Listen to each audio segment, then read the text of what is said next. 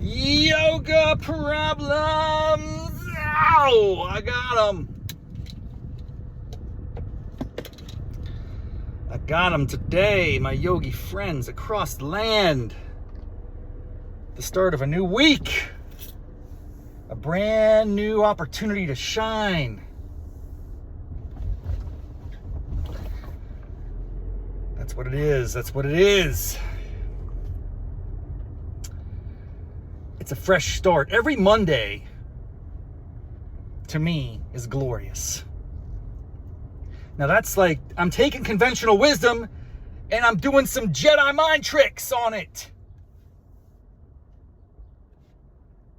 But I think I just decided that if everybody else is going to hate on Monday, I'm going to embrace it. I'm not saying it's the favorite day of the week. I mean, I'm just saying we got to treat it with a little more respect. Monday didn't choose to be the first day of the work week. That just kind of happened after it was, after it existed. Someone decided it's going to be the first day of the work week. It could have been Tuesday. It could have been any other day. But it just happens to fall after the day of rest, which is Sunday, as we all know. So here's the reality. I understand that getting started on a week is rough, and you got a lot ahead of you, and you maybe you didn't get all the rest you needed over the weekend. Maybe you partied too hard on the weekend, and yeah, Monday can be a little rough way to start. But you got to embrace it as a fresh beginning, man. Like, for me, it's a glorious thing to have a clean slate. Now, truthfully, any day can be a clean slate. You don't have to wait to the start of a week, to initiate a positive change. But it just, for me, psychologically, it's the first of the week and the first of the month and the first of the year that really stand out as opportunities to make a commitment and then fail to live up to it. So that's kind of the habitual approach that I take. So I feel great. And then ask me in a couple days how I'm doing. Did you stick to your dietary plan? No. Did you get all the exercise you intended? No. Did you sleep 8 hours a day? Hell no. I mean, reality sets in. Behavior doesn't change. The world remains constant. I mean, this is just an interesting kind of tension. Where am I going with this? Well, I want a couple things today. I want to tell you something that's very, very upsetting.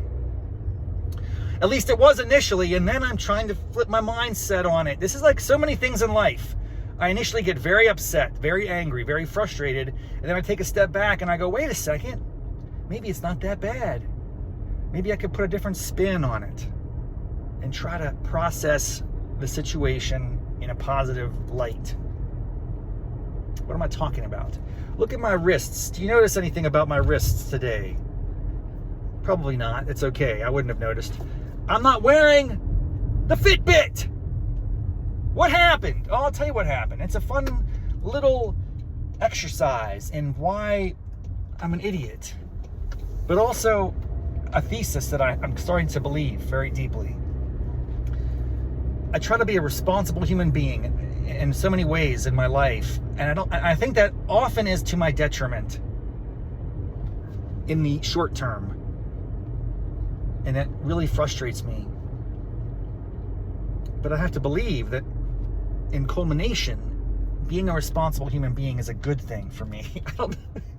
You have to believe that, otherwise why would you do it? Just for the sake of duty? I don't know. Here's the thing, folks. I wake up early, grabbing my coffee, getting in the zone, getting pumped up, and I look at my little Fitbit and I'm like, okay, it's got about 10% juice left. Okay. If I'm going to sit here for half an hour and just scroll on my phone and get amped up before I go to yoga class, maybe I should take my Fitbit off and charge it up for like half an hour. That's all it needs to get a massive charge. The juice is flowing in that. I like the Fitbit. You know why? Because it retains the charge. I mean, all due respect, Apple Watch, the functionality of the Apple Watch is superior. You can do so many things on an Apple Watch, but only if the charge is there. And the Apple Watch charge, I'm not kidding, it's like 24 hours. Yeah, you might not want to do that, you idiot. Lady just ran a yellow light. I was going to take a left right there. If I had done it, she would have busted through a red light and smashed me head on. Thankfully, I'm paying attention. I did flick my lights at her just to let her know that I was paying attention to her breaking the law. Breaking the law. Anyway, the point I'm making is, so I put the Fitbit on to catch some juice, but then I forgot to affix it before I left. And then when I rolled into class today, I went to click my exercise and I realized I didn't have it on. I was like, oh no. This is a really traumatic situation, man, because it raises a real important existential question. If you do not track it, does it count? If you do not track it, did it occur? If you do not track it, can you make progress?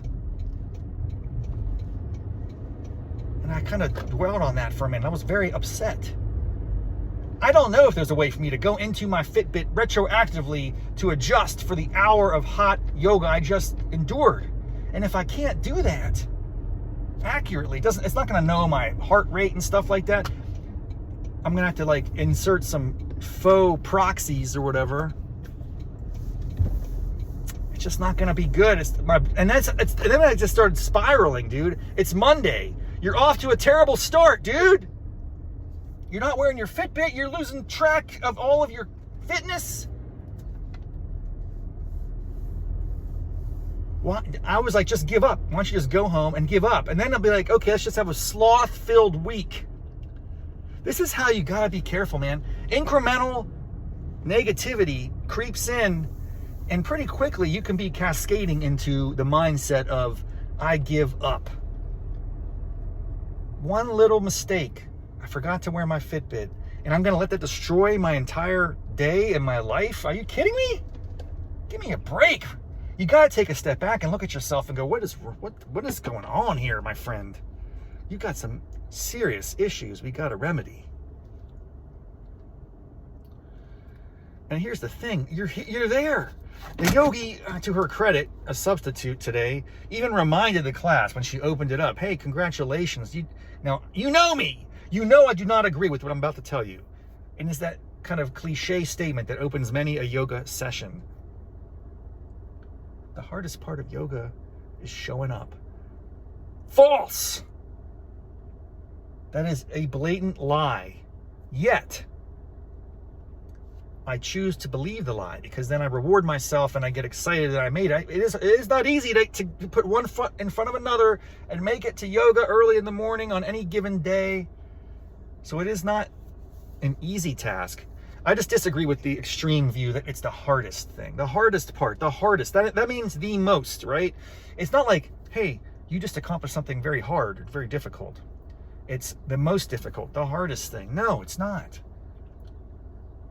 Compared to the inverted Abaguchi triangle, whatever I just did, it is not. It's a piece of cake. Rolling out of bed, hitting the alarm clock, getting a cup of coffee does not pale. What is that word? It does not compare.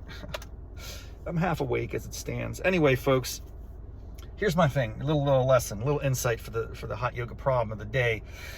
I didn't wear the Fitbit. I forgot.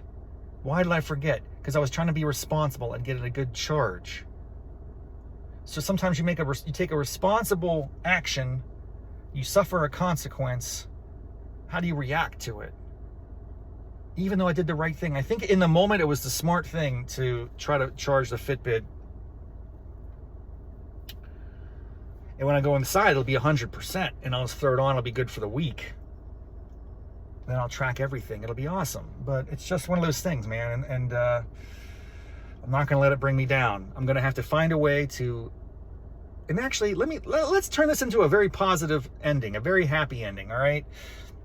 I don't know if I can retroactively add exercise information to a Fitbit device. But guess what? Because of the experience this morning, I'm going to find out. Sometimes you need that forcing mechanism to propel you into taking action. This is not a question I would have asked or answered in the absence of the error that occurred. So that's kind of fun. That's probably true in a lot of things. Like you don't know what you don't know until you realize you have to know it. Something like that. All right, folks. It's going to be a great week. I'm going to dominate. I'm going to crush. I have so many exciting things on the horizon. Hope you're checking out my Twitter and Instagram, or X and Instagram rather, at Rob Raffety. I'm doing some really cool AI text to animation cartoon action. It's in effect. I'm in a month-long challenge with the Cartoon Hero cohort. It's pretty cool. That'll be fun. I just released an issue of Raff's Brain Dispatch on LinkedIn, on Substack. I posted on Facebook, and LinkedIn has like 2 or 3 million followers on Facebook, and they just posted it because they saw me, they tagged it. It's cool. Does anyone care? No. Do I care? Not really. What's the point? There is none. There is none. That's, I guess, maybe the ultimate thing I'm discovering about all these efforts. They're sort of fruitless. But I persist and I do them and I enjoy them, and that's the thing. I'm just going to keep going. I'm going to keep going. Why not? What's the problem? Why not? Why not? Kern on, my friends. Little Lafayette action to wrap us up here. Kern on. That is my motto. It was Lafayette's motto. It's going to become my motto. Kern on, my friends. Why not? Think about it. Until next time, namaste, mofos.